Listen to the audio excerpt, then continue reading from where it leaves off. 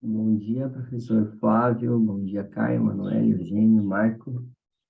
Oi, Andrei, bom dia aos colegas todos, todo mundo bem? Bom Tudo dia, certo? Joia? tudo certo. Todo mundo bem? Bom dia. Bom dia. Bom dia, Eugênio. Bom dia, Manuele. Bom dia, Bom Carlos. dia, tudo Bom dia a bom? todo mundo. Tudo certo. Bacana. Último dia de semeagem, hein? Verdade.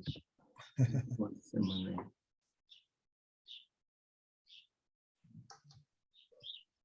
Vamos aguardar mais 3 minutinhos, só para a gente começar pontualmente, né? E ver se chega mais alguém aqui na nossa sessão. Mas eu já vi aqui que temos pelo menos um autor de cada trabalho, né? Que será apresentado. Então, isso é ótimo.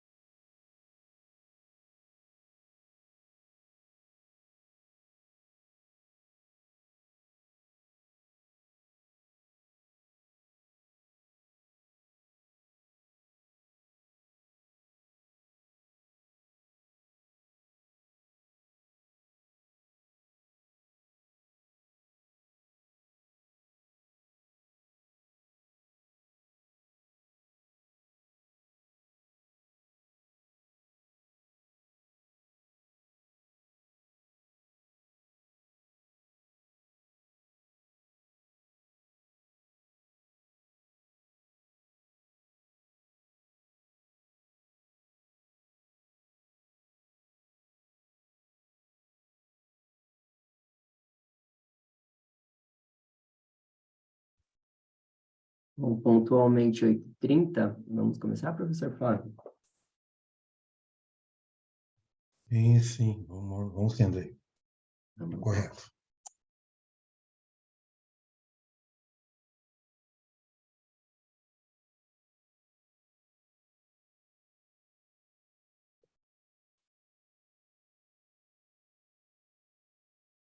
Bom, então, abrindo aqui a sessão, sejam todos bem-vindos, né? A gente está na sessão de artigos aplicados. Nós temos 4 trabalhos hoje a serem apresentados, né? Eu vou ler aqui na ordem de apresentação, que é a ordem que os artigos e os vídeos aparecem aqui para mim. Então, nós temos o trabalho Inbound Marketing aplicado ao escritório de contabilidade, né, dos professores Michele Ortega da Silva e Marco Aurélio. Temos também o trabalho Solta o Som DJ, melhorando a performance por meio do funil de vendas e do marketing de conteúdo, dos professores Pedro Carlos e Emanuele. Jogos de tabuleiro modernos e o consumidor brasileiro, uma análise das características desejáveis no produto via modelos estatísticos preditivos, professores Caio e Daiele. E, por fim, mas não menos importante, trabalho Franchise Chains Governance in Emerging Marketings, Studying the Presence of Multi-Unity Franchises in Brazilian Chains, dos professores Eugênio, Vinícius e Paulo Sérgio. Então, só para formalizar aqui como que vai funcionar a dinâmica da nossa sessão, né? Eu apresentarei os vídeos, compartilharei minha tela com os vídeos que vocês já enviaram para o SEMEAD, tá? Na sequência, a gente abre um espaço de mais 8 minutos para discussão específica daquele trabalho, então é um momento onde a gente tem a oportunidade de fazer contribuições sobre a apresentação, né, o trabalho que lemos, sobre curiosidades, enfim, né? Então sintam-se muito à vontade para participar desse momento. E na sequência, a gente segue com a apresentação novamente do segundo trabalho, mais 8 minutos de discussão, e assim sucessivamente. A ideia é que ao final da sessão a gente tenha 22 minutos ainda para debater todos os trabalhos conjuntamente, mas na minha experiência aí já nas outras sessões que eu trabalhei, eu notei que normalmente nesses 8 minutos o pessoal acaba se empolgando um pouco nas perguntas, nas respostas, e no final a gente não tem tanto espaço assim para o debate de todos novamente, né? Mas é claro que eu vou cronometrando o tempo aqui para que nenhum trabalho tenha prejuízo de ficar sem o debate, né? De pelo menos os 8, 10 minutos, tá? Então, essa vai ser a dinâmica. Vou compartilhar o primeiro trabalho. Se houver qualquer problema para vocês ouvirem o áudio, né? Algo nesse sentido, vocês me sinalizam pelo chat, ou pode abrir o microfone, mas creio que esteja tudo certo já aqui.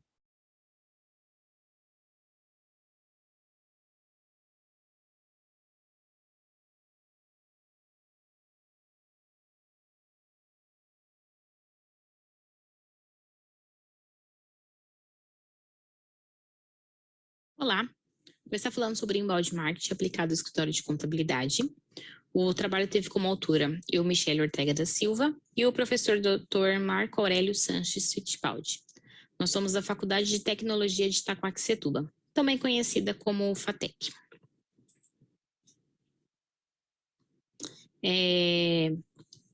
Hoje, as empresas que querem se tornar mais conhecida, ampliar sua marca, trazer novos clientes, elas precisam entender que, saber que o marketing digital e as mídias sociais são ferramentas indispensáveis para aqueles que querem atuar no mercado digital, no âmbito digital.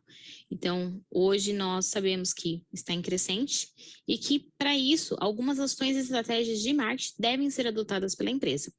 Então, sabendo disso, com esse propósito e visando obter os resultados que a empresa almeja, é necessário justamente conhecer o seu público-alvo, buscando adequar a ele o conteúdo publicado.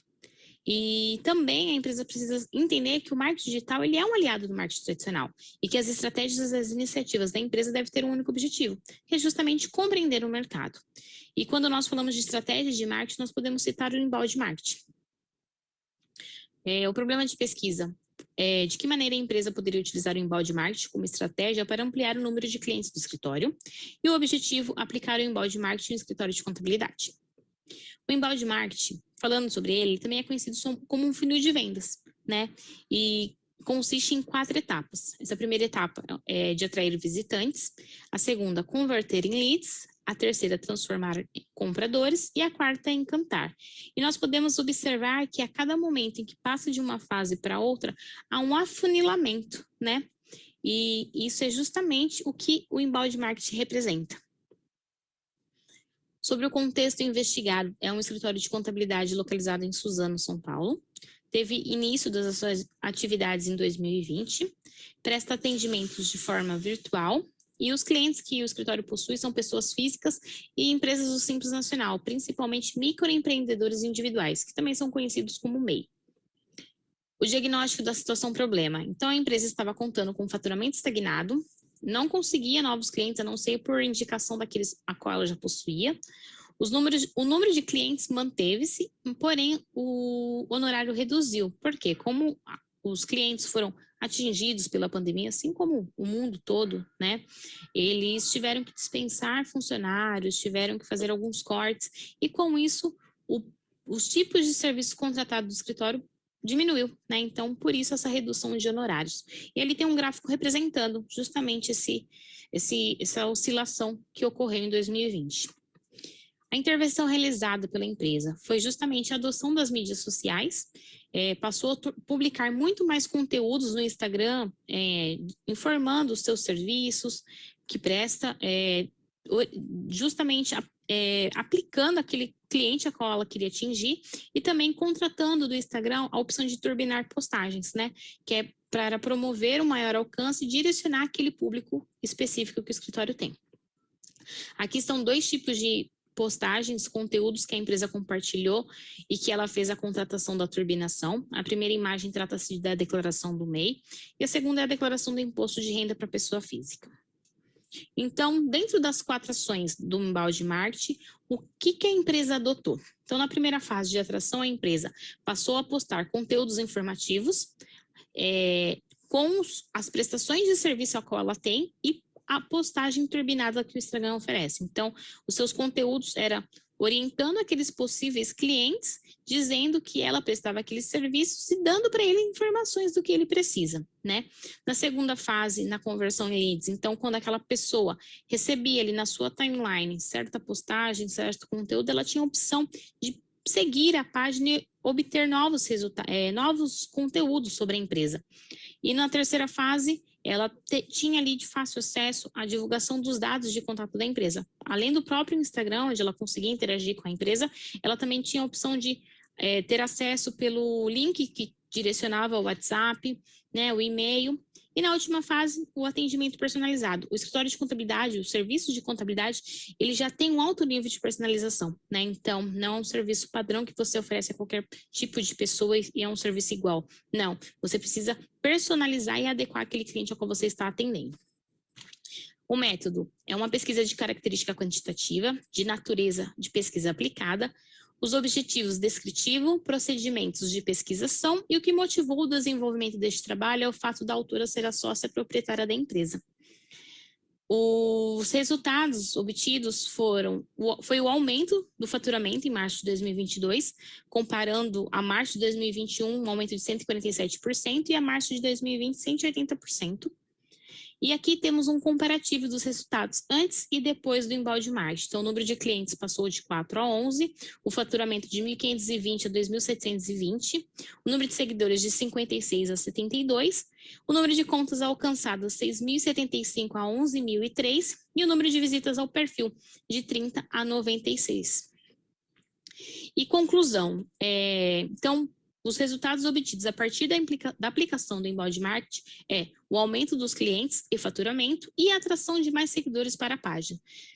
E também que o embalde marketing não só pode, como deve ser utilizado por qualquer tipo e porte de empresa, né? Pois ela é uma ferramenta importante para aqueles que desejam atrair e fidelizar clientes, além de se tornar mais conhecida no espaço digital.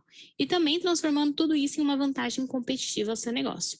E sugestões para novos estudos é a rede social Facebook, plataforma de anúncios o Google Ads e realizar comparativos com pequenas empresas de outros tipos de prestação de serviços. Aqui estão as referências utilizadas no trabalho. E obrigada.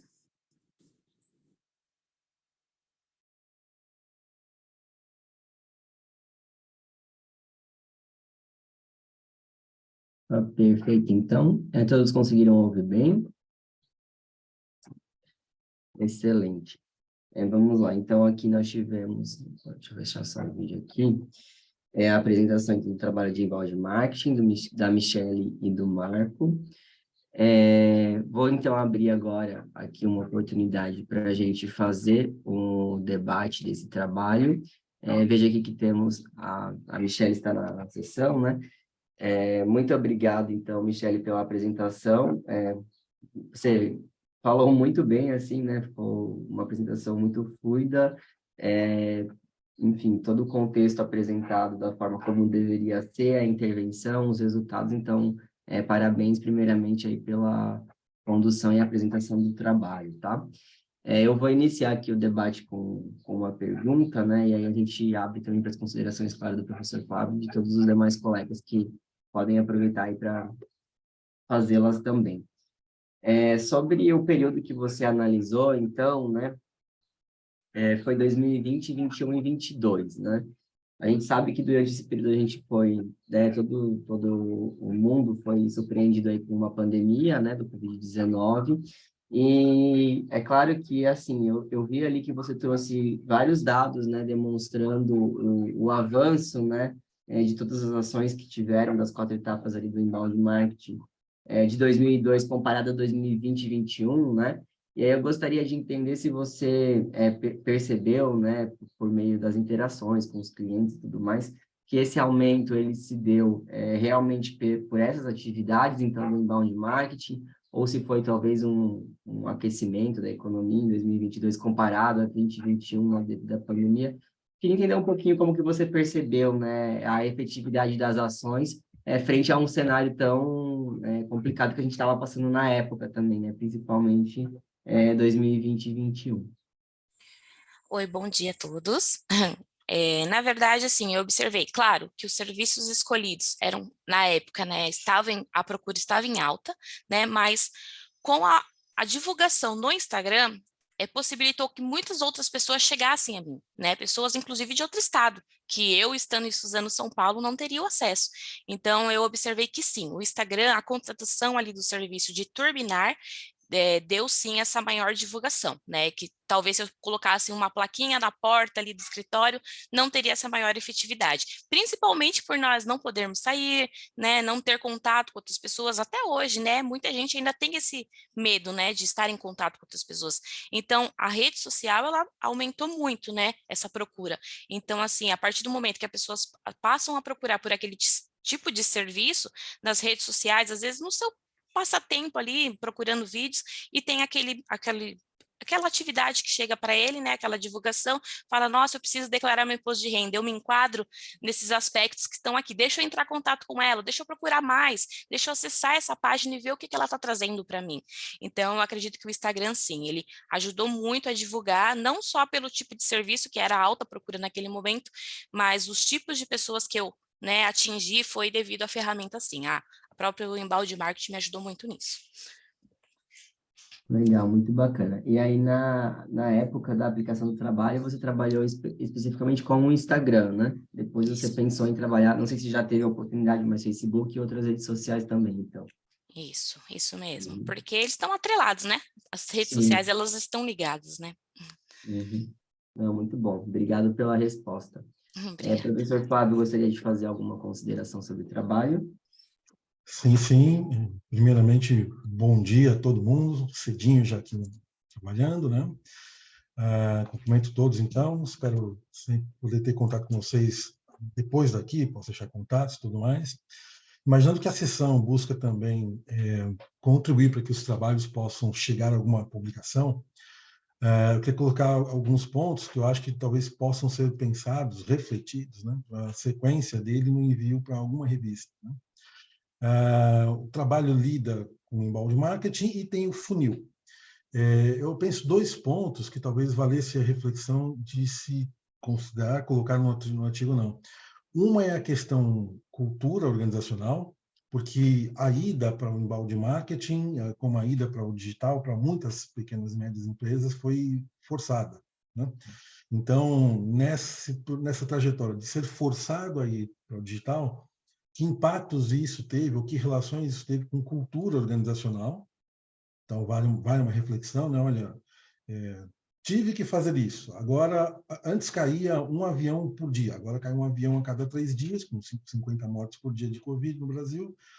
Tem uma falsa sensação de que a pandemia passou. Não sei se talvez os colegas concordem, né? Essa é uma opinião minha. Mas, então, esse ponto, primeiro ponto, como ficaria, como fica, como era, como ficou, como será cultura organizacional na empresa, né? Que impacto, que inter-relações teve com cultura organizacional. Eu acho que estaria uma boa discussão e uma boa contribuição para praticantes que pudessem alcançar o teu trabalho e olha como o fórceps da pandemia interagiu. Esse eu acho que é um ponto, cultura organizacional. E um outro ponto importante, eu acho, é a questão do engajamento e continuidade de relacionamento, porque o inbound marketing tem muito essa função da captação e da conversão. Mas o importante é que, depois de aplicada essa estratégia, se mantenha o relacionamento com vistas a negócios futuros, a ideia do valor do cliente ao longo do tempo. no mundo digital, o preço ou questões econômicas são muito prementes. Então, com certeza, esses clientes que entraram, eles estão ali, por conta do mundo digital, eles estão a um alt tab ali de um outro fornecedor de serviços. Então, para que o serviço não se torne uma coisa comoditizada, é importante investimento no relacionamento, né?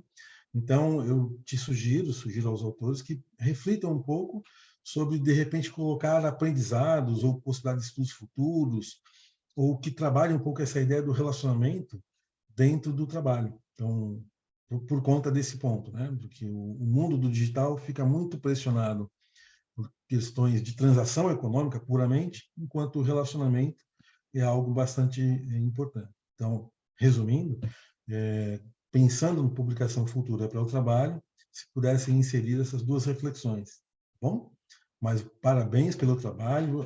O setor de pequenas e médias empresas, microempresas individuais, é muito importante para a economia como um todo. Então, tem um apelo social bastante forte o trabalho, né? Num país onde, muito provavelmente, tem uma economia pensada para o grande, né? Para as grandes empresas. A gente viu ontem movimentos de bolsa, movimentos de dólar, que não são, com certeza, capitaneados por pequenas e médias empresas. Né? Esse é um outro mundo, né? Mas acho que dados do IBGE apontam alguma coisa assim, 85% da mão de obra está empregada em pequena e média empresa. Né? Então, tem uma relevância social muito grande. Então, queria parabenizá-los também pelo trabalho. Bom?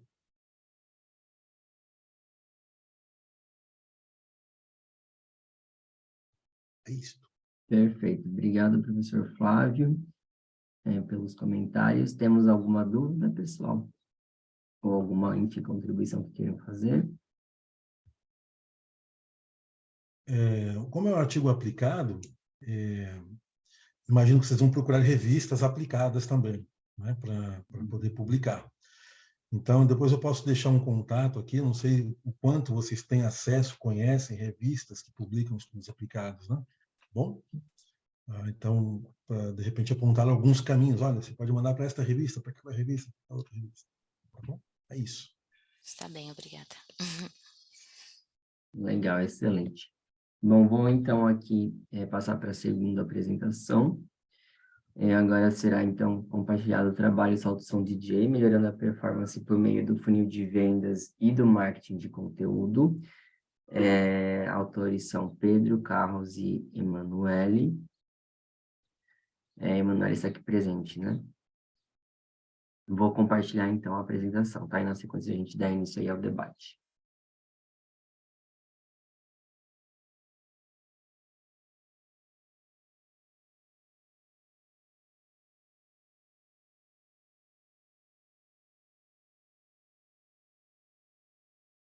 Olá, meu nome é Emanuele Redmil e eu vou apresentar o artigo tecnológico intitulado Solta o Som DJ, melhorando a performance por meio do funil de vendas e do marketing de conteúdo, elaborado juntamente com Pedro da Cunha Batista e Carlos Marcelo Adivan.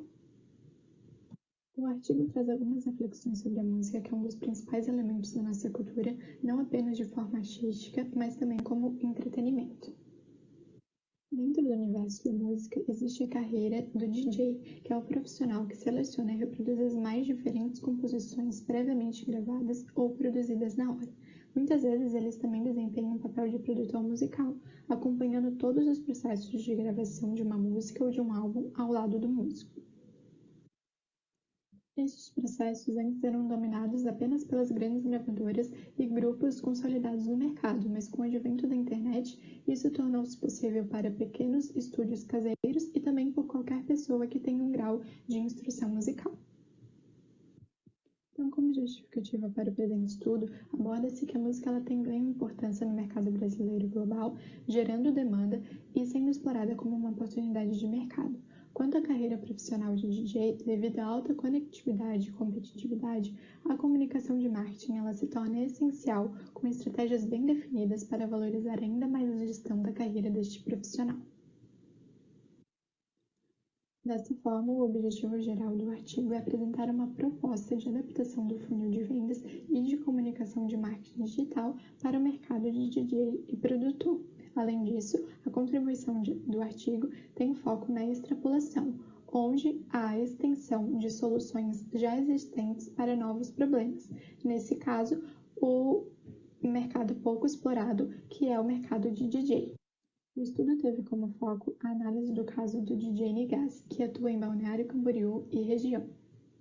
O DJ teve o início de sua carreira em 2017 como integrante do grupo de funk Origami.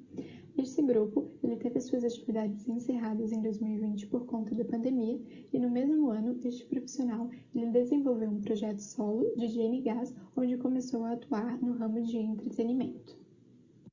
Como método utilizado no artigo, destaca-se pesquisa qualitativa com abordagem exploratória e, como técnica de coleta de dados, foi utilizado a entrevista, levantamento documental e observação.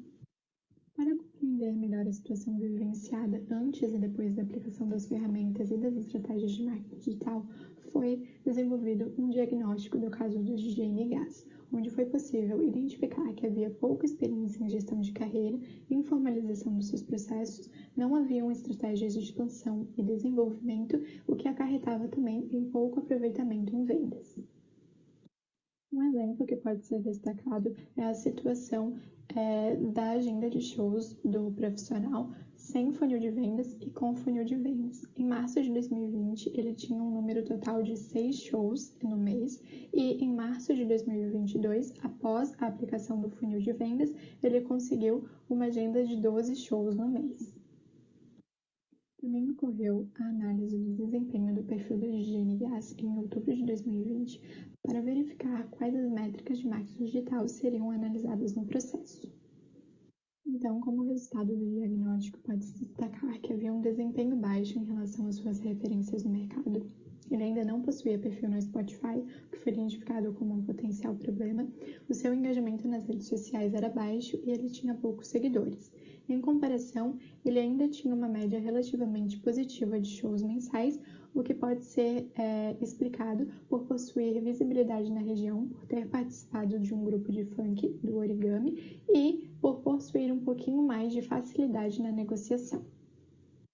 As propostas de inovação tiveram como foco, então, potencializar sua comercialização de shows e o alcance de lançamentos musicais. Essas propostas tiveram como foco 2 públicos-alvos, que eram os fãs do estilo musical e os contratantes de casa noturnas. A primeira proposta, então, é o funil de vendas, que é um modelo estratégico que adapta o conteúdo às necessidades de cada perfil de consumidor por etapas do funil. Desta forma, então, ocorreu a adaptação do funil de vendas para o mercado de DJ, direcionado para os contratantes de eventos. Nessa adaptação, o funil de vendas ficou com 5 etapas: abordagem inicial, benefícios, oferta, venda e pós-venda. Por exemplo, na etapa de abordagem inicial, o principal objetivo é identificar e monitorar eventos, com o foco, então, de apresentar o serviço e despertar o interesse do consumidor. Outro exemplo seria no pós-venda, onde é preciso medir e identificar as atividades que estão dando resultado e aquelas que não estão. Também é muito importante trazer o feedback dos contratantes desses serviços. Então, após a aplicação do funil de vendas adaptado para o caso do DJ Nigas, que ocorreu no período de outubro de 2020 até maio de 2022, pode-se identificar alguns resultados. Na abordagem inicial, houveram 34 suspects, destes passaram 31 para a fase de benefícios, 19 para a fase de oferta e 17 para a fase de vendas. Houve, então, um número expressivo de negócios e vendas fechadas, porém, uma quebra de 36% entre as fases 2, benefícios, e 3, ofertas, o que pode ser um indício que essa fase deve ser reavaliada para aumentar ainda mais os resultados para o DJ Nigas. Então, a segunda proposta foi a estratégia de marketing de conteúdo, que teve como objetivo subir o engajamento de cada lançamento musical. Esta proposta foi direcionada para os fãs, onde foi realizado um cronograma de postagens no Instagram com posts feitos 7 dias antes do lançamento e 7 dias depois do lançamento musical. Essa proposta também apoiou o resultado do funil de vendas. Por fim, foram analisados novamente o desempenho do perfil do DJ Nigas nas principais plataformas de mídias digitais no período de outubro de 2020 até maio de 2022. Desta forma, foi possível perceber um melhor resultado em outubro de 2021 em comparação aos outros períodos analisados. Como conclusão para o presente artigo, é possível destacar que as estratégias e as ferramentas aplicadas permitiram potencializar o aproveitamento de DJ Nigais nas vendas e aumentar sua visibilidade nos lançamentos de músicas. Também que a constância nos processos influenciam na decisão do contratante e usuário. Como sugestões para pesquisas futuras, aborda-se um estudo para identificar novas entradas em plataformas digitais para divulgação como o TikTok e o desenvolvimento de estratégias baseadas no funil, agora adaptado para o mercado de fãs. Estas foram as referências utilizadas na apresentação, além de outras que serviram de base teórica e estão presentes no artigo. Agradeço muito pela oportunidade e pela participação de todos e fico à disposição para eventuais dúvidas.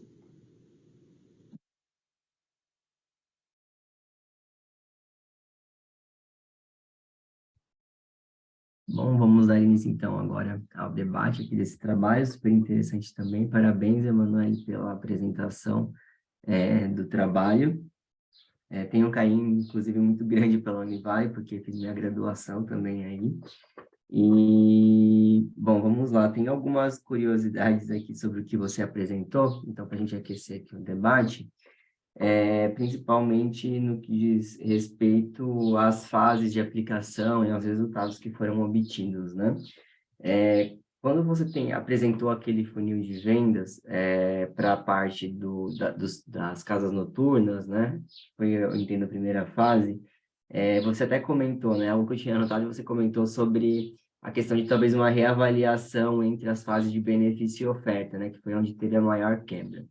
Então, a minha primeira pergunta é nesse sentido, né? Você conseguiu colher, né? Vocês conseguiram colher na época algum feedback sobre por que teve essa quebra, né, de 31 para 19, ou é um interesse, enfim, que vocês têm em avançar ainda, né, e foi trabalhado depois da publicação ali do artigo para o CMEAD. E a minha segunda pergunta, ela diz respeito à segunda etapa, que foi com os fãs, né, o funil de vendas e as ações que vocês trabalharam. Ali a gente viu um crescimento muito grande em questão de Instagram e principalmente de YouTube, né? O YouTube mesmo, assim, bombou, né? Foi enfim, de um número muito pequeno para um número muito grande. E aí eu queria ver, na sua percepção, qual que foi o fator, né, que mais contribuiu para esse aumento tão expressivo, olha, no número de inscritos do YouTube também. Eu vou começar com a segunda pergunta, referente ao número expressivo de maio de 2021 para outubro de 2021, é que em outubro de 2021 houve a aquisição de um canal no YouTube que já havia esse número mais expressivo de inscritos. Então, essa aquisição ela veio com o objetivo de aumentar a divulgação e o alcance do profissional nas plataformas digitais. Por isso que houve, então, um aumento expressivo até nas outras redes sociais, Instagram, aumentou o número do Spotify, o engajamento, também pela questão de ter essa aquisição de um canal no YouTube que já tinha esses inscritos, né? Mas ele também conseguiu, com o lançamento, né, ele conseguiu aumentar também depois, durante os meses, os seguidores, manter o engajamento, manter o número de visualizações no YouTube, entre outras coisas. Referente à primeira pergunta, do funil de vendas, daquela quebra, no período da aplicação, né, da ferramenta, nós não chegamos a colher feedback sobre essa quebra, né? A gente até tem a intenção o DJ, então, ele ainda está fazendo está utilizando essas ferramentas, né, com o intuito, então, de melhorar mesmo essa questão e verificar onde que está o erro, né, porque diminuiu o desempenho de uma fase para outra. Legal. Excelente, então. Obrigado pelas respostas, tá? Professor Muito Flávio, obrigada. por favor, se você quiser fazer alguma consideração. Claro, claro. Manuele, parabéns pelo trabalho. Você, professor Obrigada. Ardigó, conheço ele também ali do Enangrade, né? Conheço, a gente tem interagido bastante ultimamente. O trabalho, eu vejo dois méritos bastante importantes no trabalho que eu acho que valem ganhar um destaque maior. Um é que o trabalho ele trata de um mercado que, de fato, como ficou na tua fala mais claro e até na própria escrita do trabalho, ele trata de um mercado que não é tão óbvio, né, para a gente. Não é esperado, não é uma coisa badalada se tratar de um pequeno empresário do mundo cultural, né? Apesar de, nos últimos anos, cultura não ter sido tratada talvez como deveria, mas o Brasil é naturalmente um país em que a indústria cultural tem o seu valor, tem um mercado interno próprio cultural muito forte, né? Novamente, com a questão da pandemia, os negócios todos foram bastante levados ao digital. Então, um primeiro mérito muito forte do teu trabalho é tratar, então, desse mercado de cultura e ainda especializado no mundo de DJs. A gente tem DJs brasileiros, né, muito relevantes, temos ídolos brasileiros sendo DJs, né? Então temos uma cultura disso, temos um renome disso. Então dá a roupagem teórica de negócios para esse mercado, eu acho muito relevante.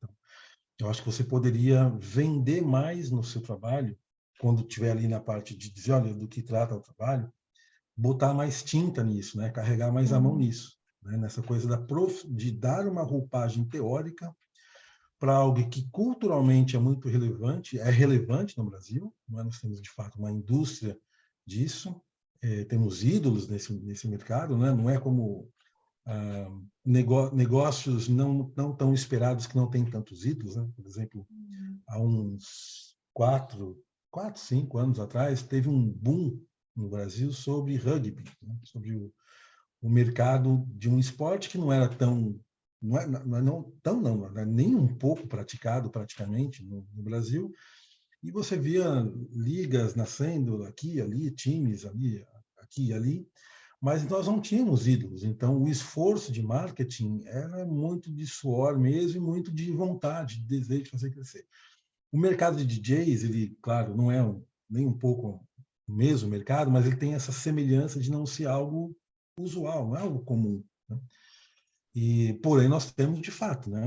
Faz parte muito da cultura a música no Brasil, faz parte da cultura da festa no Brasil, o DJ, e nós temos ídolos. Então, eu vejo como um mercado mais promissor. Então, uma primeira sugestão, então, resumindo, era carregar mais a mão mesmo e dizer, olha, o trabalho contribui para poder trazer uma proposta de profissionalização, de abordagem de negócios para um mercado que ele vai meio assim, vamos que vamos. Vamos na carona da banda anterior, eu falo com conhecido, você fala com conhecido, ele vai meio que à solta, né? Ele não tem uma abordagem de negócios, né, aparentemente. Então, queria te dar essa sugestão, pensando também, né, na sequência do teu trabalho sendo enviado para revistas e buscando publicação. Essa é uma primeira sugestão. Uma segunda sugestão é essa parte dos fãs, né? Porque o mercado cultural ele trabalha, penso eu, muito em dois caminhos. Um, para quem contrata o show, então o contratante, então uma prefeitura pode contratar o show, uma empresa pode contratar o show para poder promover uma região, uma empresa de eventos, né? Ou uma empresa mesmo para suas convenções de fim de ano, festas de fim de ano, então tem um mercado business to business para ser explorado. E tem um mercado, tem um outro lado, que é como você bem colocou no trabalho, de ir para os fãs, de falar com os fãs, que é, no final das contas, quem acaba consumindo o produto do DJ, né? Tá. Então, essa segunda parte do consumo com os clientes, eu queria te sugerir que vocês fizessem uma analogia do produto do DJ como se fosse uma marca. Ele como marca. Por quê? Vocês colocaram como ferramenta de aplicação um funil de vendas, né? Então, ele tem essa cara, como um pouco semelhante com o trabalho anterior, de começar um funil de engajamento, de atração, engajamento, etc. E, no final das contas, alguém que compra o produto do DJ, né? E esse outro lado de pensar para o fã, eu penso que ele tem uma questão mais de marca, porque no final das contas eu posso consumir o serviço do DJ sem exatamente comprar alguma coisa, né? Sem ir ao show. Eu posso divulgar nas redes sociais, baixar músicas e compartilhar com os colegas. Então tem uma compra que não envolve dinheiro exatamente, e que vai muito do relacionamento. Você pensar o DJ como marca ajuda bastante. E aí a ideia é que a marca tem um funil também. Não é exatamente um funil de vendas, mas pensa que a marca, um primeiro momento é eu ter consciência que a marca existe. Eu sei que existe o DJ tal, o DJ tal, o DJ tal, eu sei que existe. Depois do funil de consciência vem o conhecimento, né? O quanto eu sei a respeito dele. Eu sei que ele é ex-banda Origami, eu sei que ele é da região de Itajaí, eu sei que ele atua na região, eu sei que ele tem um estilo assim, sabe? Então, tenho consciência que existe, sei a respeito. Depois desse funil de saber a respeito, teria uma terceira etapa, algo semelhante, de o quanto eu prefiro, o quanto eu desejo, o quanto eu almejo aquele serviço, cultura vindo daquela marca DJ. Tá? E depois da preferência, o quanto de fato eu acabo escolhendo isso. Então, grosso modo, você tem consciência, o quanto eu sei, o quanto eu considero nas minhas opções de consumo de cultura e o quanto eu prefiro. Então, tem um funil de marca paralelo a um funil de vendas propriamente dito, mas esse funil de marca, ele é muito para o fã, o usuário, o consumidor do produto final do DJ, né? Então, neste segundo momento, como o André comentou ali, de falar ao fã, dar uma abordagem de marca e de funil de relacionamento de marca com as informações que você tem, não precisa fazer uma nova pesquisa, não. Eu penso que talvez contribuísse para complementar o trabalho, almejando publicação, né? Então, funil de vendas para o contratante, funil de marca para o fã. A mesma ideia de funil, mas com outras perspectivas. Tá bom? Então, é isso que eu queria sugerir. E agora eu deixo-lhe uma pergunta. O DJ ali, em si, que você lidou, como é que ele absorveu, recebeu e pretende trabalhar daqui para frente, depois de ter tido essa experiência de utilizar a ferramenta? Como é que ele, pessoalmente, ou ele como empresário, você percebeu alguma mudança na cabeça dele de produtor de conteúdo, né? de compositor, de gente que se inspira para produzir, para ter uma cabeça também mais voltada a negócios?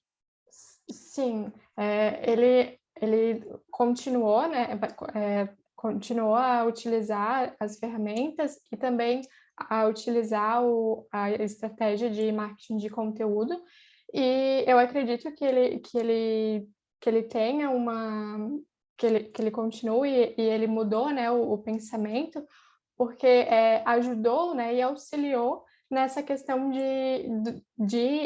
dos contratantes de serviços e também para os lançamentos de música, né? A gente pode ver que ele, mesmo por conta mesmo com a pandemia, ele conseguiu aumentar os seus números de shows, e em questão de lançamento de música, ele conseguiu lançar mais músicas e ter um retorno melhor nessa questão de engajamento do público, né, nas redes sociais, e também no próprio Spotify, que ele não estava inserido ainda no meio, e com essas estratégias definidas, ele conseguiu um resultado satisfatório.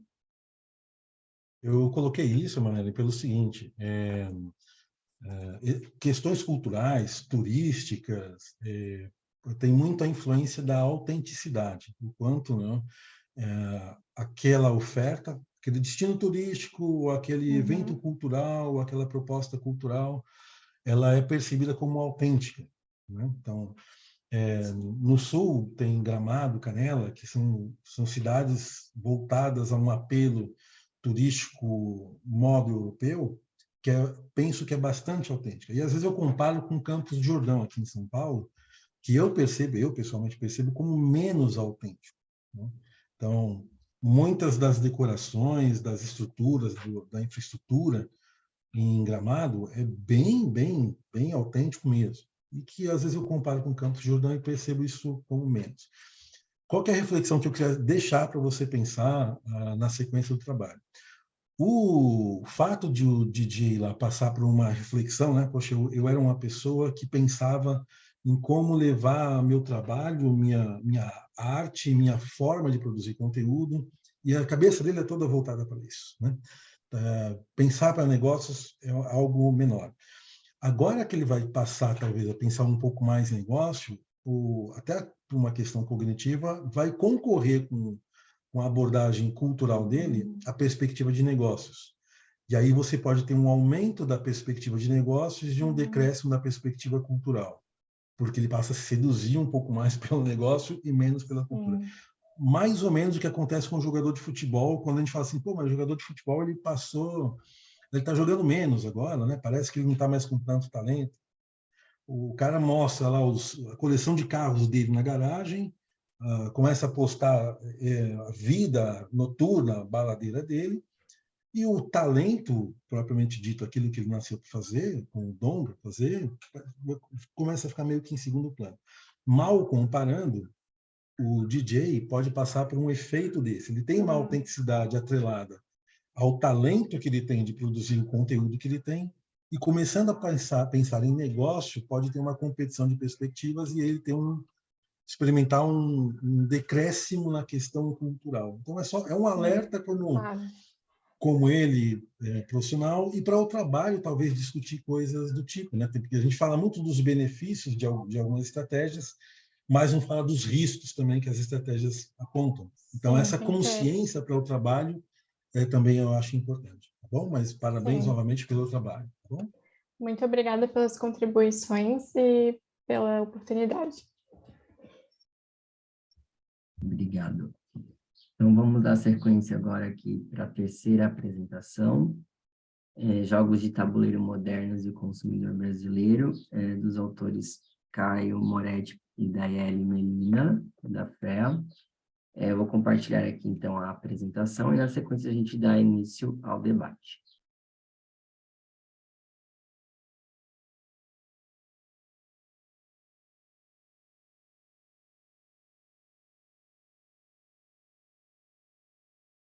Boa tarde, pessoal. Tudo bem? Meu nome é Caio Moretti de Figueiredo, sou aluno de administração da FEA USP, último semestre, estou terminando meu curso e eis aqui meu TCC.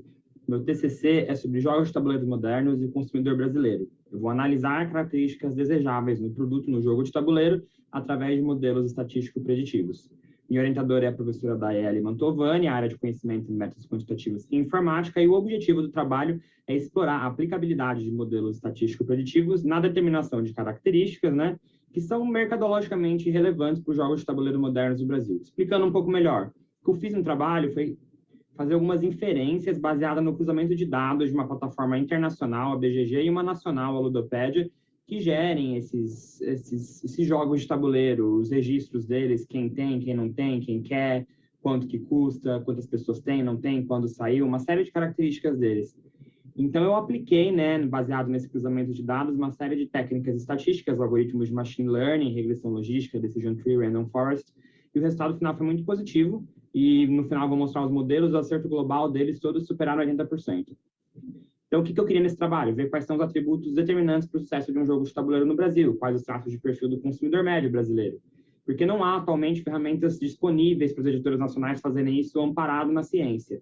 Então, por que é importante para elas? Como é que elas identificam, então, né, oportunidades para se destacar à frente da concorrência? Uma frase de Davenport, então, né, são as empresas que melhor conseguem usar dados para antecipar tendências que alcançam as vantagens competitivas. Desde a importância, então, desse trabalho para as editoras nacionais. Uma introdução, referencialzinho teórico rápido. O jogo de tabuleiro, o conceito que a gente tem de jogo de tabuleiro hoje, ele surge lá nos anos 90, o conceito de jogo de tabuleiro moderno, né, vindo da Europa para os Estados Unidos.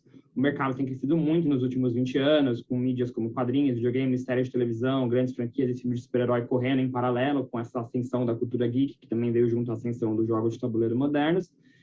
E o que tem destacado algumas editoras no mercado nacional e internacional é justamente um posicionamento diferencial que elas estão tendo de perceber, né, esse público, esse mercado geek que antes era marginal, como uma oportunidade de mercado. Então, ela está trazendo para esse público produtos que eram pouco explorados, fazendo parcerias com gigantes como a Amazon, lojas físicas online, divulgando material, os títulos delas em YouTube, através de influenciadores, por exemplo.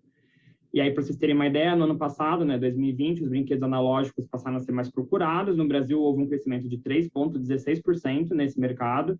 E por quê, né? Covid, distanciamento social, as famílias estão interagindo mais, estão jogando mais. Além disso, tem todo um ecossistema de jogos de tabuleiro, cartas, RPGs na internet. O pessoal joga online e assiste streaming, por exemplo.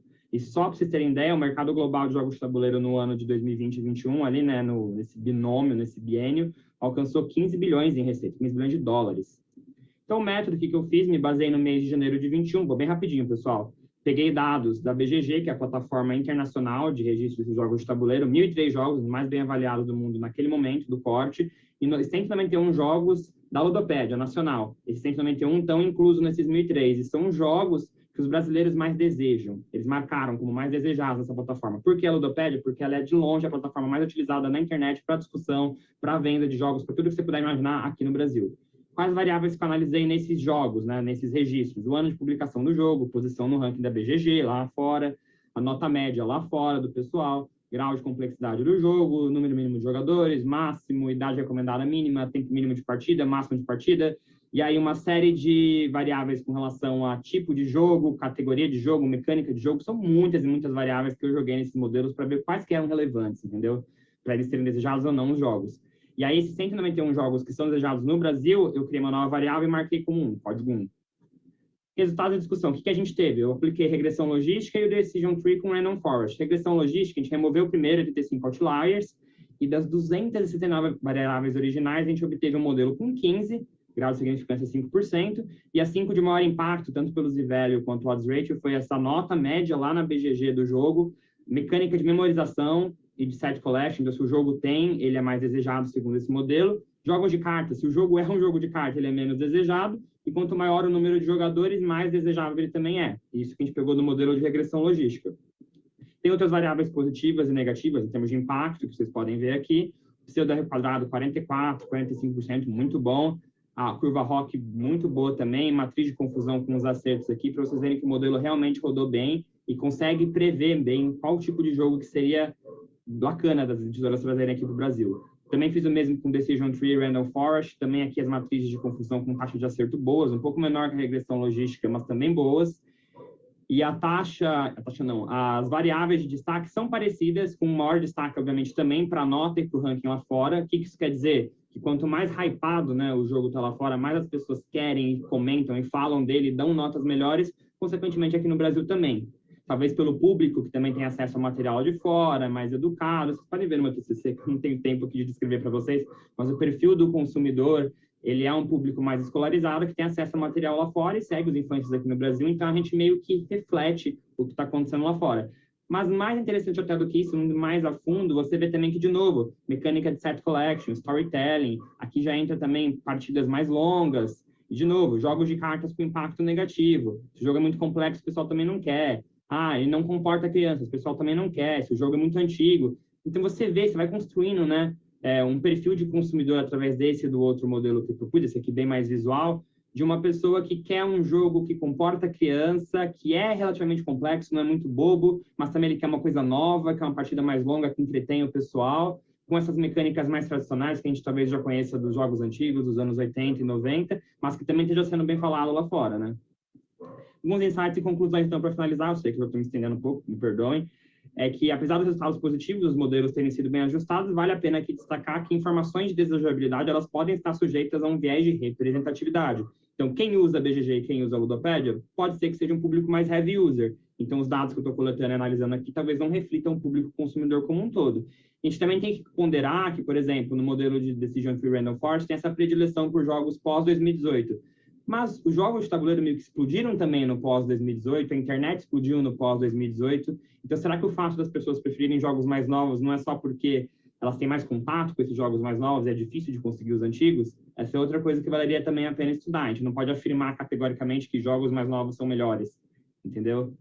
E, bem, os modelos propostos foram um sucesso, né? E provam ser possível, sim, trabalhar a escolha e a localização de títulos para o território nacional com maior amparo científico. E eu recomendaria, ademais, se eu puder continuar esse estudo, num mestrado, num doutorado, talvez, que a gente fizesse um levantamento periódico desses dados, né? Se a gente conseguisse automaticamente levantar esses dados periodicamente e atualizando os modelos, a gente poderia até ver se tem uma alteração de perfil de consumo ou do tipo de jogo que está sendo mais procurado. E quem sabe, né, com um pouco de programação, a gente não poderia criar uma dashboard intuitiva com Python ali na internet, minha orientadora até me sugeriu isso, que a gente pudesse distribuir e atualizar sob demanda para essas editoras nacionais que não têm esse material atualmente. E a gente já cria praticamente um modelo de negócio, aí, um negóciozinho de consultoria analítica para jogos de tabuleiro muito bacana. E aí, se fosse seguir com essa linha, eu acho que eu daria preferência pelos modelos de Decision Free Random Forest, que eles são mais visuais, com menos estatística, menos números, é bem tipo, pá, bateu o rosto assim, já vê mais ou menos quais são as variáveis mais importantes, com maior valor entrópico, e que, de modo geral, né, retomando as variáveis mais importantes aqui, volto a dizer, são ranking e nota média na BGG. Então, aqui no Brasil, a gente meio que tem um reflexo do que está acontecendo lá fora, temos umas pequenas predileções, que vale a pena estar em Maria no TCC para ver, mas a gente meio que reflete bastante, né, o que está acontecendo lá fora e quais são as tendências lá fora do mercado. E é isso, muito obrigado e desculpa a demorinha, eu sei que está mais de 5 minutos. Valeu!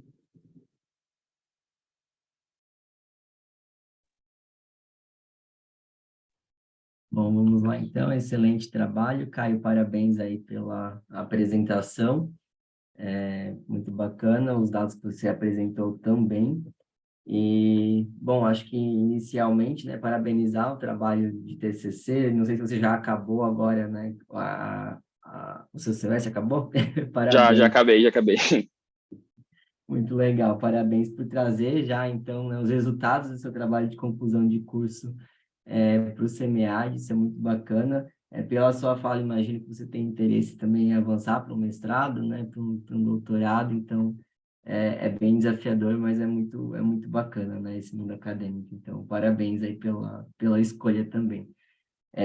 Achei engraçado que teve uma coisa que eu pensei durante toda a sua apresentação, que foi justamente a questão de você trabalhar isso numa consultoria, né, e aí no final você confirma, né, isso que eu estava pensando aqui.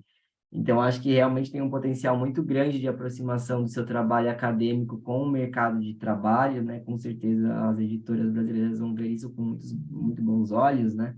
E as limitações que você apresentou, elas são naturais, né? A gente sabe das limitações dos trabalhos científicos, principalmente quando a gente percebe, então, a coleta de dados que você fez, né? Com o que você está trabalhando, mas você já tem muito claro, eu acho que como contornar também essas limitações e outras ideias de avanço, né? Então, parabéns mesmo pela apresentação. Professor Flávio, você gostaria de fazer alguma consideração, por favor, sobre esse trabalho? Claro.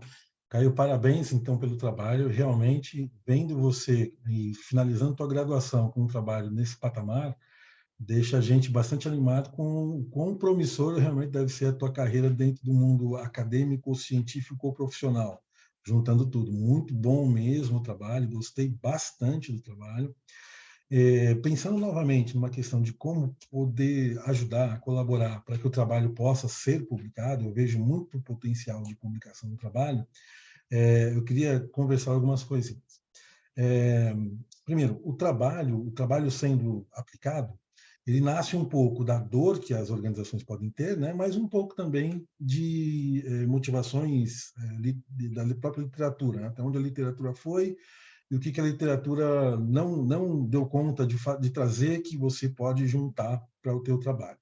Sendo um artigo aplicado, imagina que você vai seguir com o artigo, vocês vão seguir com o artigo para uma revista que pense em aplicação, né, novamente também, né, dá bastante ênfase nesse aspecto de que não existem formas de poder apontar para o usuário, seja ele o heavy user ou o middle ou o que usa menos, mas que tem muito interesse, né? Deve ter uma pirâmide pouca gente muito interessada, uma média de gente bastante interessada com menos especialidade, uma massa gigantesca de gente interessada em entrar para conhecer esse mundo. Então, que você pudesse refletir sobre, apontar o quanto o trabalho também fala para esses outros públicos, né? Na tua fala no vídeo, você até aponta um pouco isso, né? Olha, o trabalho, ele fala, ele pega dados de um universo de gente muito especializada, mas deve ter um universo muito maior de gente interessada nesse mundo, e aí o trabalho precisaria traduzir um pouco também essa busca por esse público, penso eu, pensando em publicação. Esse é um ponto. Outro ponto, eu acho muito forte do trabalho, a questão de método, né? Você aplicou diversas técnicas robustas, técnicas de fronteira para análise de dados e trazendo isso para o mundo prático, porque essa ponte da ciência de dados é muito importante, né? Como é que eu pego técnicas avançadas e traduzo isso para o mundo dos negócios de uma maneira simples, palatável, né? Como você aplicou diversas técnicas, eu queria te sugerir que refletisse em colocar no artigo o que cada técnica teve como função no trabalho, para não ficar uma impressão assim, usei diversas técnicas e está aqui os resultados delas. Né? Não, usei esta técnica com este objetivo, justificar por que você usou esta técnica, justificar por que usou esta outra técnica e justificar por que usou essa terceira técnica. Para que não haja uma impressão assim, bom, tem um conjunto de técnicas lançadas, mas não sei bem por que usou essa, depois usou aquela outra. Será que não poderia ter usado, o trabalho não poderia ter aplicado apenas uma das técnicas, já para dar conta daquilo que ele tinha como objetivo, né? Então, refletir sobre isso. Se há algum tipo de sobreposição na aplicação das técnicas para o objetivo do trabalho. Bem? Esse eu acho um outro ponto. E como o objetivo do trabalho é destacar justamente quais variáveis são mais relevantes, né? Tem lá uma variável Base Rating 02. Acho que foi a principal, né? Que chamou mais atenção no modelo. Mas não encontrei de maneira muito mais palatável a tradução do que é essa variável. Então, que você pudesse trazer, o trabalho pudesse trazer, de uma forma um pouco mais clara, esta variável, o que ela significa, esta variável, o que ela significa, esta variável, algum tipo de tabela, que não fosse exatamente atrelada ao resultado que veio do modelo que você aplicou, mas o significado dela. E depois, no final do trabalho, dentro da discussão, a discussão fosse, bom, estas são as variáveis mais relevantes, porque esse é o objetivo do trabalho, e como essas variáveis mais relevantes agora se traduzem, já que o artigo é um artigo aplicado, para benefício dessa aplicação profissional que o trabalho se propõe, né? Que tivesse mais fortemente, mais bem envelopado, talvez, não sei, essa discussão da aplicação destas variáveis mais relevantes dentro do ambiente de negócio, sendo um artigo aplicado. Bom, assim, achei o trabalho de fato muito, muito bacana, muito bom. Te devolvo a palavra, Caio, se você quiser comentar alguma coisa, fiquem à vontade. Os colegas também. Certo. Pode falar, professora. Caio? Pode falar. Bom dia a todos. Obrigada, professor Flávio, pelos comentários.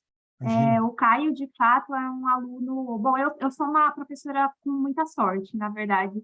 Os meus orientandos nos últimos anos têm sido todos do nível do Caio, excelentes alunos. E o Caio, na verdade, a ideia de aplicar diversas técnicas era encontrar aquela que conseguia modelar melhor o fenômeno real. Como a gente não tinha encontrado na literatura modelos usados com essa finalidade, então o trabalho do Caio, de fato, ele é muito inovador, e a tentativa de modelos diferentes era para identificar aquele que conseguia refletir melhor o fenômeno real. O Caio, de lá para cá, aprendeu várias outras técnicas, né, de ciência de dados. Então, hoje, se ele fosse refazer o trabalho, ele conseguiria fazer até mais sofisticado.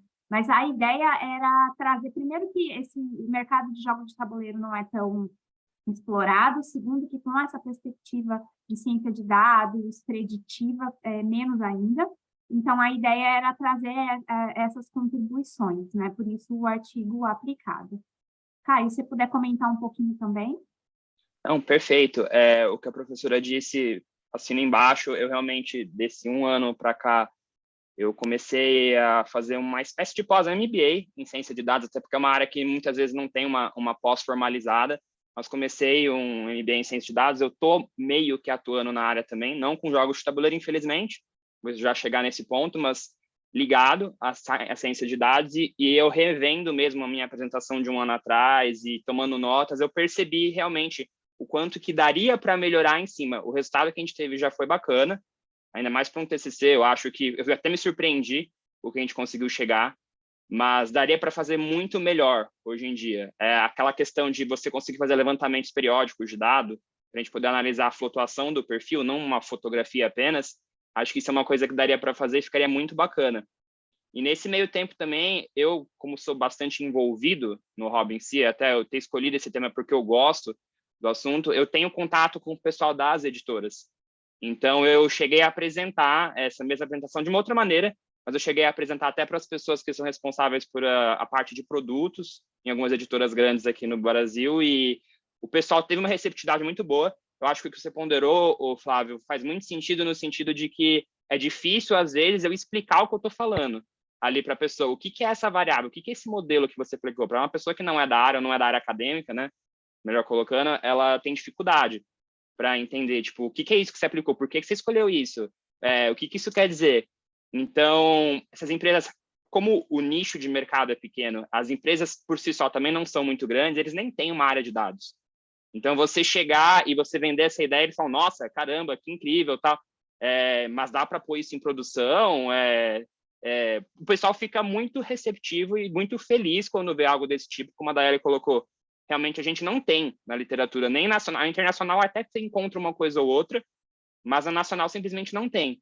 Nessa parte mais analítico mesmo. Você tem muito estudo, você tem muita publicação no sentido mais de jogos de tabuleiro e educação, jogos de tabuleiro e a parte de psicologia ou de recursos humanos, relações intra-organizacionais, mas essa parte analítica mesmo do produto, de mercado, tipo, o que eu escolho, o que eu localizo, não tinha.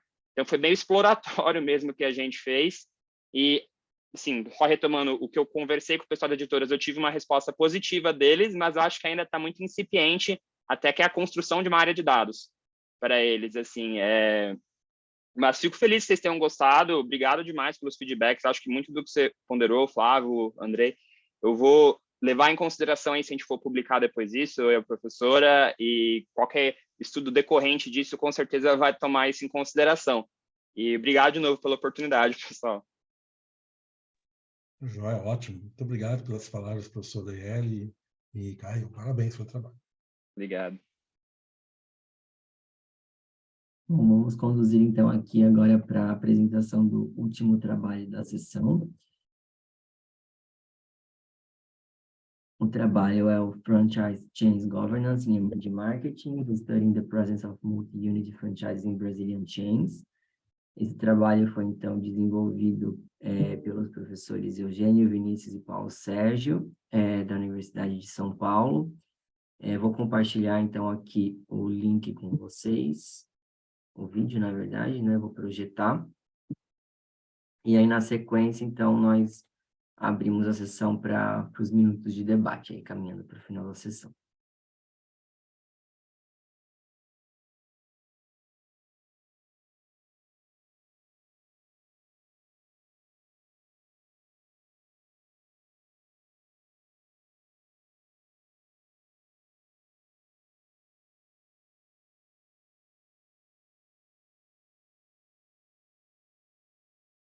Tudo bem, pessoal? Bom, procurando ser o mais objetivo possível, dado o pouco tempo, né? Apresento o nosso trabalho, trabalho que eu tenho como coautores os professores Vinícius Moiani e o professor Paulo Miranda, né? Aqui da FEA de Ribeirão Preto. Bom, nosso trabalho ele trata, sobretudo, de governança de redes, né? Especificamente o caso de redes de franquia. Que é uma literatura vasta, antiga, madura, diversa, né? E dentro dessa diversidade, um foco muito grande vem tem sido direcionada para a questão do que a gente chama de mix contratual, ou seja, a proporção de lojas próprias e franqueadas. No caso, a gente está abordando, está avançando um pouquinho essa discussão de mix contratual, trazendo mais um elemento em termos de possibilidade de mix, que é a figura do franqueado multi-unidades, aquele franqueado que possui 2 ou mais operações da mesma rede, né? No Brasil, a gente tem situações muito diversas em termos de franquia multi-unidades. A gente tem desde o camarada com 2 unidades de uma rede Bob's, por exemplo, ou o outro, por exemplo, no Nordeste, eu conheço um camarada que tem mais de 100 unidades da Boticário, né? Então, é um fenômeno recorrente, é um fenômeno presente, né? Em alguns casos se confunde até com a própria história de redes aí com 40, 50 anos de existência, quer dizer, é algo que sempre existiu, mas veio sendo tratado, pelo menos até o início dos anos 2000, como uma anomalia, né? É um termo cunhado pelo finado professor Rajiv Dante, né? Um estudo dele com Kaufman. E por que chamava de anomalia? Porque a figura do franqueado multi-unidades, ele vai de encontro, né, a uma tradição na literatura de franquia, da teoria da agente principal, a teoria da agência. Não vou falar só a teoria da agência, porque a teoria da agência pode ser outras coisas. Mas a teoria da agente principal, que é, digamos, a mais tradicional na explicação do franchising, que propõe franchising como uma resposta vertical, que a administração da rede dá problemas de monitoramento e incentivos. Em outras palavras, se eu tenho uma rede geograficamente dispersa, em algumas situações é interessante eu tornar o gerente local de cada unidade dessa um reclamante residual dessa unidade. Eu motivo o cara com lucro em troca, em compensação. Eu cobro o royalties desse cara, eu cobro a taxa de franquia desse cara. Bom, enfim, essa é a tradição, né? Da literatura em franquia, que essa discussão de franquias multi-unidades, multi-unit franchisees, para ser mais exato, meio que desdiz, né? Contradiz, né? E o que aconteceu é que não tem nada de anomalia. O que acontecia antes é que a gente não tinha dados para os anuários que a gente vem usando para fazer pesquisa com franquia, né? Pelo menos com dados secundários, uma linha mais positivista e tal, não permitiam fazer esse tipo de análise. Então a gente precisou desenvolver outros instrumentos para coleta de dados, questionário, né? Estudo de casos e tal, né? E uma considerável literatura se formou trazendo benefícios das chamadas franquias multi-unidades. Benefícios como, por exemplo, permitir que o franqueado consiga realizar economia de escala, benefícios como neutralizar o problema de free riding em rede de franquia, benefícios como você jogar a gestão. Eu tenho benefícios em franquear a região e não uma localidade em particular. E dentro desses benefícios todos, alguma coisa foi ficando para trás, por exemplo, a questão de mercados emergentes. Você não encontra estudos sobre franquias multi-unidades e mercados emergentes, e nós temos nossas jabuticabas aqui em relação aos mercados onde tradicionalmente essa literatura, o estudo das franquias multi-unidades se formou, né? E aí, eu até fiz questão de manter isso aí, essas três justificativas que eu dou para estudar mercados emergentes, eu apresentei em 2 congressos internacionais onde esse artigo foi exposto, né? Assim, vale a pena estudar o Brasil é um membro dos BRICS, o Brasil é o 6º ou 7º mercado mundial de franquia, e nós temos distinções muito grandes em relação aos mercados estudados no mainstream. Então, com isso, a gente meio que justifica o nosso estudo. Bom, eu não, dado o tempo, que é um recurso escasso aqui, eu vou... detalhes com relação à amostra, ao método de análise e tal, eu vou deixar para a leitura do trabalho. Eu espero que vocês tenham lido, né, e eventualmente a gente discute alguma coisa aqui, tá? Aqui eu vou falar basicamente do resultado muito rapidamente para dar tempo da gente cumprir nossa meta de tempo aqui. Bom, primeira coisa, eu mantive em inglês de novo, né? Esse trabalho eu apresentei recentemente em 2 congressos internacionais, né? Fiz algumas alterações sugeridas e, inclusive, esse trabalho acabou de ser aceito, né, pela base, que é a revista da Unicinos, né? Então, a ideia aqui é eu expor esses resultados a vocês, também como uma forma até da gente pegar ganchos aqui para pesquisas futuras, com a participação de vocês, isso aí. Então, o que eu achei? Bom, a primeira coisa que eu acho, que a gente acha no trabalho, o varejo, né? O varejo aparece muito fortemente associado a uma maior proporção de lojas pertencendo à franqueada multi-unidade. Isso é quase óbvio, porque no varejo as margens são mais curtas, né? e eu tenho capacidade de monitoramento à distância. Então, o que acaba acontecendo? Bom, se eu preciso de recursos de franqueados, né, e ao mesmo tempo, individualmente, uma loja não consegue atrair bons franqueados, eu começo a alocar mais lojas para esse franqueado, como forma de atrair e reter bons talentos, né, para a minha rede, né? Uma segunda variável associada à maior proporção de franquias multiunidades é o que a gente chama de contiguidade de mercado. Tem uma proposta anterior que falava o seguinte: olha, sejam lojas próprias, sejam lojas de franquias multiunidades, é interessante essas lojas estarem próximas, estabelecidas em mercados que são próximos fisicamente e em outras características, né, como forma de permitir que um maior nível de ganhos de escala seja possível para um franqueado, né? Inclusive, no trabalho, eu não acho isso para loja própria. Eu acho isso só para MUF. Pode ser em função do momento, que não é nenhum momento, né? A gente vem com um quadro de recessão praticamente desde 2014. Então, nesse meio tempo aí, a minha amostra de 2018, nesse meio tempo é possível que um maior número um maior volume de recursos de franqueados tenha sido necessário, né? E isso tenha sido obtido não com franqueados SUFs, que a gente chama Single Unit Franchisee, mas com franqueados multiunidades. Do outro lado, eu encontro uma relação negativa com a proporção de lojas MUF se os ativos locais, essa é uma linha de direito de propriedade, tá? Na medida que aumenta a importância do ativo local, né? Sabe aquele efeito barriga no balcão? Na medida que esse efeito aumenta, o aumento desse efeito tem uma relação negativa com a proporção de lojas que pertencem a franqueados multiunidades, né? Ou seja, ali vai ter mais incentivos a pertencer a franqueados single unit, né? O que são ativos locais? O esforço local, a necessidade de promoção e divulgação local, a presença física do franqueado nas lojas, esse tipo de coisa. E, por fim, quanto mais estratégico é a uniformidade e padronização para a proposta de valor da rede, isso é medido com questionário, tá? Maior a proporção de lojas pertencendo a franqueados multiunidades nessa rede, né? O que acontece? Quando eu tenho uma maior necessidade de uniformidade, né, eu faço com que eu premio, eu dou um incentivo, né, eu dou o resíduo, não para o gestor local, mas para o gestor regional.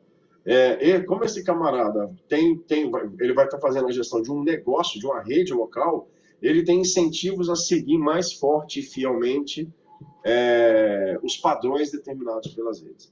É isso que o nosso modelo encontra, pessoal, e agora eu fico à disposição para a gente discutir, né? Eu acho que eu consegui cumprir os 8 minutos aí, ou quase isso. Ok? Muito obrigado e fico esperando os comentários de vocês. Abraço.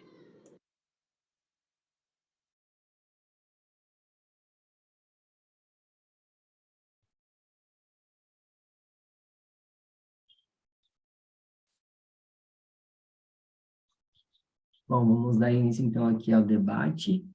Parabéns aí pela apresentação, né, do trabalho.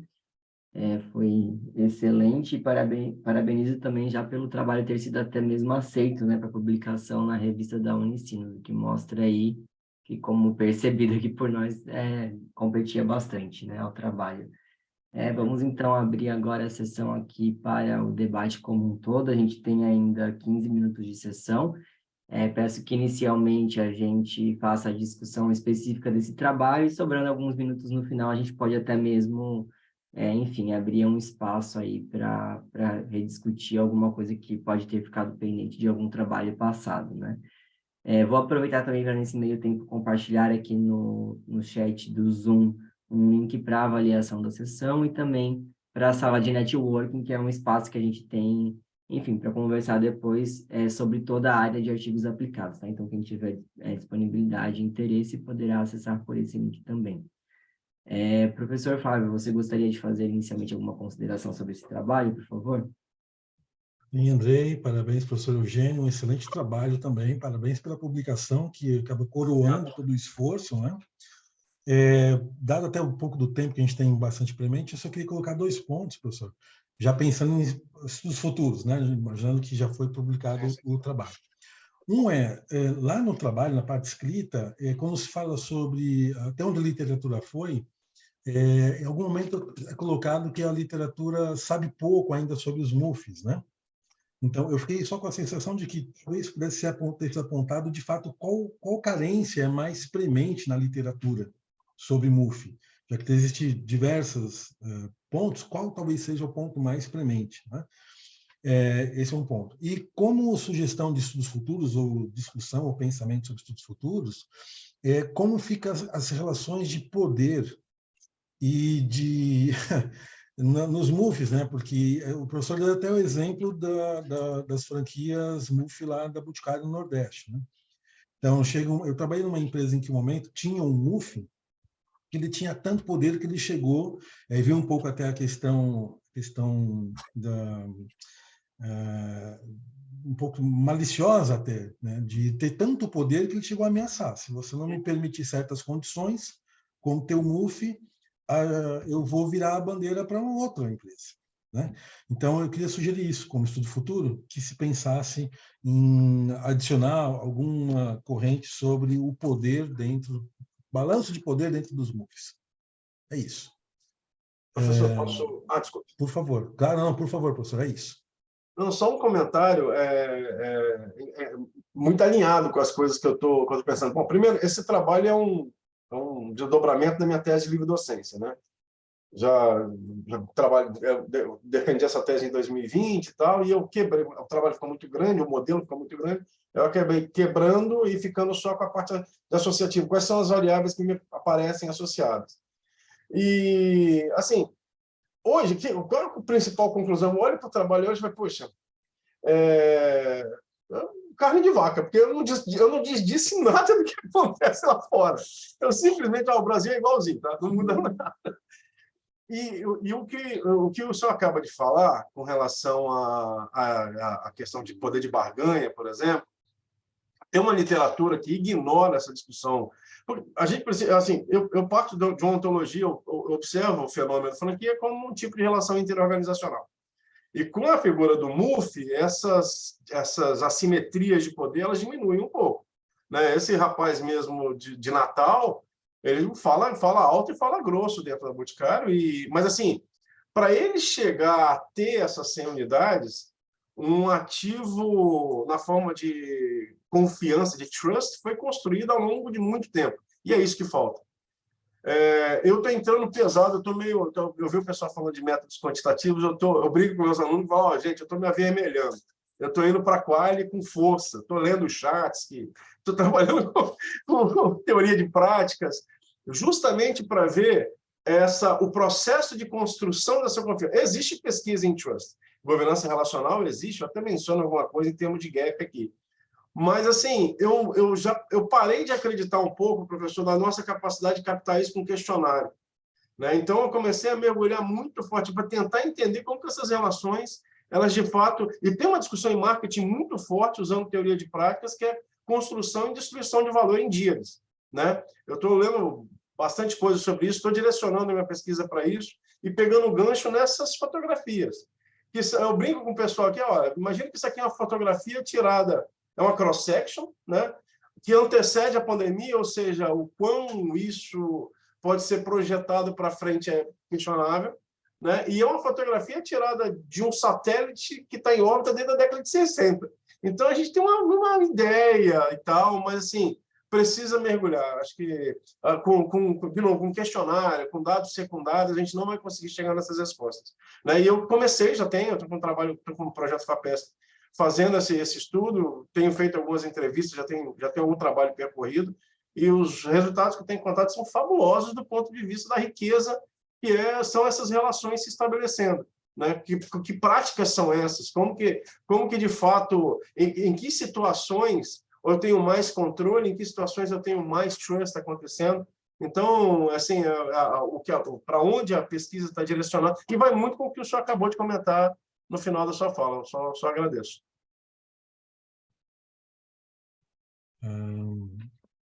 Ver se os colegas que também viram os trabalhos uns dos outros, talvez alguém gostaria de comentar algo. Acho que a sessão teve muitos aprendizados, né? Porque a gente viu, agora coroando, como o professor falou, a gente veio muito de trabalhos bem aplicados, como o da Emanuele, como da outra colega falando sobre a MEI, da contabilidade. Então, vem de um universo que fala muito de pequenas e médias empresas, que passa por questões qualitativas. A gente viu técnicas aqui nos últimos 2 trabalhos bastante robustas do ponto de vista quantitativo. E essa última fala do professor falando, olha, em alguns momentos eu posso talvez ter que lançar mão de outros aspectos, né? Acho que a sessão foi bastante rica no espectro de negócios que a gente pôde ver e também com relação a abranger diversas técnicas de pesquisa e como talvez uma técnica pode ajudar a complementar a outra, né? Sobre essa última fala do professor, não sei se alguém gostaria de comentar, o Caio, ou talvez o professor Daiele, que trabalha muito com a questão quantitativa dos modelos preditivos, como vem essa questão da capacidade dos modelos preditivos em colaborar com as pesquisas em organização?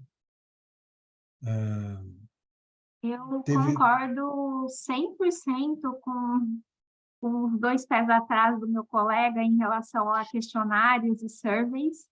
É uma tendência, inclusive, né? A área que mais se utilizava desse tipo de técnica de coleta de dados era a área de marketing no passado, e hoje em dia é muito difícil você conseguir emplacar um survey em marketing, e isso está se expandindo para as outras áreas. Existe a questão da amostragem, né? Então, aquela amostragem em bola de neve que reflete a minha realidade e das pessoas com quem eu convivo, então compromete muito a generalização dos resultados. Então, assim, survey ainda é uma técnica bastante usada, ela é interessante, é promissora, mas ela, como única técnica de pesquisa, ela tem grandes limitações. Então, concordo 100% com o professor Eugênio.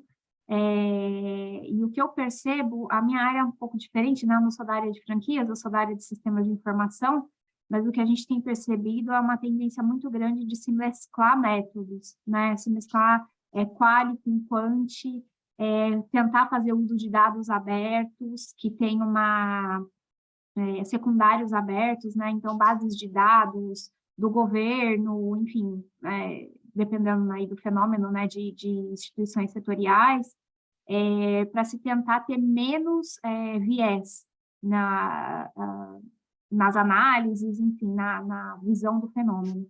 Então, eu concordo, eu acho que ele está certíssimo, né, de ir para abrir outros caminhos aí, porque de fato é uma tendência. O que eu percebo em relação a modelos preditivos, né, que foi a pergunta que o Flávio fez, é uma tendência a tentar se usar essas técnicas computacionais, né? Então, não é só estatística, tem uma parte estatística, mas é fortemente computacional, esse tipo de modelo de aprendizado de máquina. Eles são uma tendência, mas é preciso ter parcimônia em relação a eles. A gente tem que confiar muito no computador, né? Na máquina. Mas eu já tenho uma discussão muito grande em relação aos vieses que isso traz, né? Então, se os dados têm algum tipo de viés, o modelo vai propagar esse tipo de viés, pode ser extremamente danoso. Então, por exemplo, propagando discriminação de gênero, de raça, de classe social. Então, eu acho que são técnicas promissoras. Nas empresas, elas estão bombando, na academia, elas estão um pouquinho mais incipientes, mas eu acho que é explorável, a gente tem como ganhar, se beneficiar delas, mas a parcimônia é fundamental, é preciso ter muito cuidado no uso dessas técnicas, porque os efeitos de vieses são muito mais graves do que dos modelos estatísticos convencionais que a gente está habituado a usar. Mas, bom, eu acho promissor, tanto que os meus alunos todos têm usado, né? Eu sou professora disso, eu trabalho com isso, mas a gente precisa ter muito cuidado de fato. Não sei se eu consegui responder, gente. Não, ajudou muito o debate, né? A gente está refletindo aqui. Eu penso na aplicação disso também, professor e colegas aqui, para o universo até de que foi trazido no início do trabalho, né? Para ajudar aquele com pequenas e médias empresas também, que isso possa cada vez mais se aproximar de um público, como o professor comentou, né? As empresas estão bombando com relação a isso, mas existe um universo também que está um pouco à margem, porque é uma coisa complexa, de difícil acesso, a formação para isso é difícil, né? Então, queria convidar também que os colegas que pensam ali nas pequenas e médias empresas olhassem também para isso, mas como o professor falou, e a professora complementou muito bem agora, a parte qualitativa ali para a investigação dos fenômenos das pequenas e médias empresas, às vezes o detalhe, a nuance, o dado é muito frio, talvez não consiga trazer a resposta ideal, necessária, é importante. Então, aquela questão de olhar o universo das empresas como foi visto de maneira mais próxima ali pelas colegas no início da apresentação aqui da sessão, são muito relevantes também. Então, tem muita técnica de pesquisa, está fervilhando isso e a gente tem que estar atento para ver o que é mais adequado para cada realidade. Está ótimo, eu adorei a sessão. Só para exemplificar um pouco essa questão das nuances, né? Eu tenho um colega de trabalho que é da Estadual de Santa Catarina, o professor Vitor Klein, que é um camarada que pesquisa gestão de risco já há muito tempo, né? E você tem uma estrutura, você já tem um arcabouço conceitual forte na figura do COSO, né? O pessoal que trabalha com gestão de risco. E ele vem desenvolvendo, ele publicou forte recentemente, inclusive, ele vem desenvolvendo trabalhos, assim, para fazer um resumo muito incipiente, mas ele vem trabalhando com a ideia de que antes da gente falar de sair aplicando questionário ou pegando algum tipo de dado relativo à tomada de decisão, bom, a primeira coisa, risco é algo perceptível, né? A gente tenta aproximar aí a aversão ao risco, a propensão ao risco, mas não tem nada mais humano de que a leitura do risco, né? O camarada que sobe e fica rodando de skate na borda de um prédio de 50 andares, né? E sendo que eu olho para uma árvore, eu já fico tonto.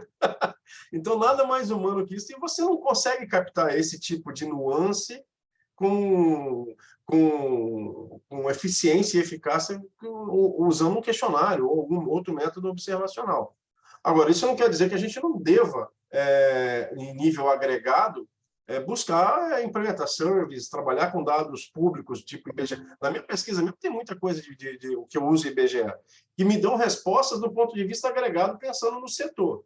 Agora, se eu quero respostas particularizadas, pormenorizadas, ligadas à atuação do ser, no final a gente está falando de seres humanos, ciências sociais aplicadas a gente está falando de seres humanos, aí o mergulho nessas relações se torna mais necessário.